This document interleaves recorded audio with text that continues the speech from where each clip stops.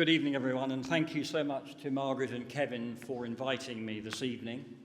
It's almost exactly 4 months since I resigned over the government's, I'm afraid, inadequate response to the counter-fraud during the COVID crisis. I'm going to be a little bit more assertive this evening, but of course, Damon, always constructive. And Damon was my boss. Damon was my boss at the DFE for a couple of years, so he knows my style. But my departure hasn't been in vain, because we now have a public commitment to create a public sector fraud authority, and indeed we have this further economic crime bill which has been committed to this parliamentary session, and so that is a huge step forward, and I do want to thank and applaud the government for those two pieces of legislation or administrative improvement.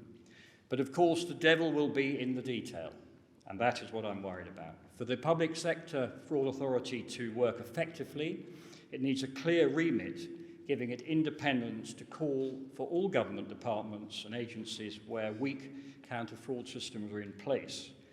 We still haven't seen the remit. Likewise, it needs to be able to hire the best brains to be part of it. What is the plan? At the moment, I fear it is a rebranding of the government function, the counter-fraud function, which I was in charge of, and I'm afraid that has been ignored for years, so there needs to be a significant change in culture. The economic crime bill, and what a fabulous manifesto to you both, well done. It's probably a once-in-5-year opportunity for us to really reset the economic crime toolkit in this country. But I'm very worried that it will be emasculated as it fights for legislative time in what is going to be a very overcrowded timetable. Done properly, at least 4 departments are going to need to be coordinated. I think Damon is leading on the legislation at the Home Office, but he's going to need to be the ringmaster for BEIS, for the Foreign Office and the Cabinet Office, and maybe others. Has Damon got resources to do that?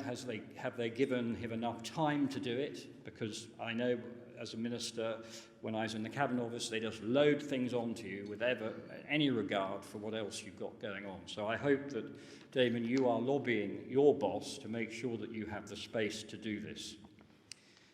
In the meantime, the progress with BEIS and the British Business Bank in getting to grips with the banks over the handling of the bounce-back loans really seems to be glacial. We still have no public real-time data on progress. The government still stonewalls in making public the recipients of these interventions. I'm really shocked by this, and by the arrogance of BEIS in trying to defend the indefensible. Nearly £80 billion of taxpayers' money was rapidly handed over to over 1.5 million businesses. Freedom of information requests have been rebuffed, and so I have taken the reluctant decision to support the campaigning group Spotlight on Corruption to act as a witness in their forthcoming first-tier tribunal appeal with the Information Commissioner to try to overturn this dreadful decision. I'd urge the government again to reconsider this appalling defensiveness and sweep away the darkness. This mishandling is going to remain in the public domain for years, with anyone associated with it being shredded by 1,000 humiliations. Someone with courage in government needs to do the right thing and open up that data. It will force the pace and make things happen. I've referred before to the Swiss COVID loan scheme, similar to ours in that they also had a large proportion with 100% state guarantee. The difference is that by the 15th of October 2020, the Swiss Federal Audit Office had reviewed 95% of the guaranteed loans, and over 7% were referred to their State Secretariat of Economic Affairs, which broadly equates to our Treasury. And largely due to this prompt action, their fraud estimates are now sitting at below 1.5%, which is a quarter of what BEIS are saying are going to be in our own figures, and they don't really have a clue. My next point is how the commercial banks behaved in their management of the BBLs. With minimal data, again, I can't really analyse the full extent of any misdemeanours, but I'm afraid I'm going to call out one of these banks this evening. I believe they have acted against the government and the taxpayers' interests, and that is the Starling Bank. Looking at their published accounts for the year ending November 2019, which is only 4 months before COVID, they had a loan book of less than £23 million, You have to get to that number by stripping out some loans they bought off another lender, but that's the net amount, including overdrafts. But once they were given fast-track approval to be a BBL issuer, and that was a privilege denied to most other small banks at the time, they proceeded to lend £1.4 billion under the state guarantee in a matter of months. I get the second figure from an interview given by the Starling Bank chief executive to a magazine or a publication called Business Live on the 17th of March of this year. So it seems they simply use this mechanism as a cost-free marketing exercise to build their loan book and so their company's valuation. Of course, being new on the block, most of their applicants were not customers, and so any reasonable institution would have had to be doubly careful before pouring the money out of the door.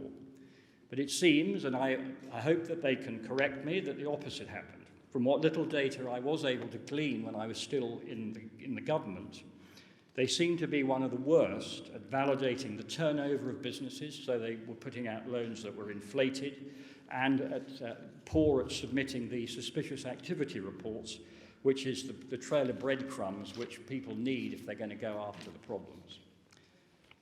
So let them come back and prove I'm wrong. But it seems to me that they took this as a God-sent opportunity to swell their balance sheet by a factor of 50 times in less than a year, with no risk to themselves and 100% risk to the taxpayer.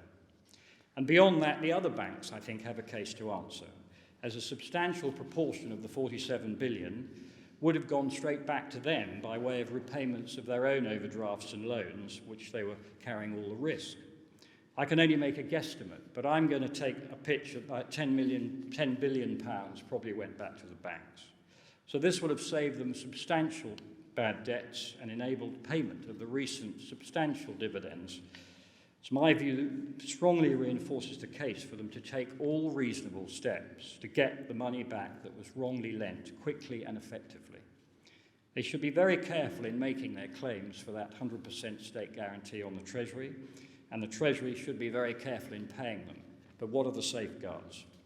And my last point really is a broader one.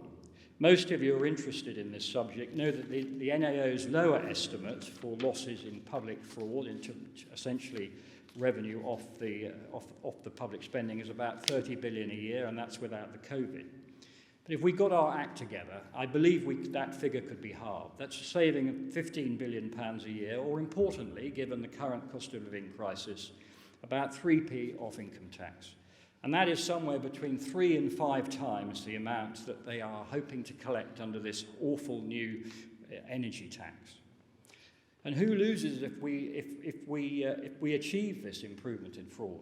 Well, the only people who lose are the bad people. But the Treasury seems insouciant about this. It seems far easier for them just to raise taxes and spend more money, where we all lose.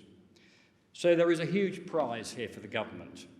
I hope that the Conservative government grabs this opportunity. I would respectfully break my coalition with Margaret on that. But if they don't, the next government will. And there is a huge win here. So I hope that people start to wake up before it's too late. Thank you.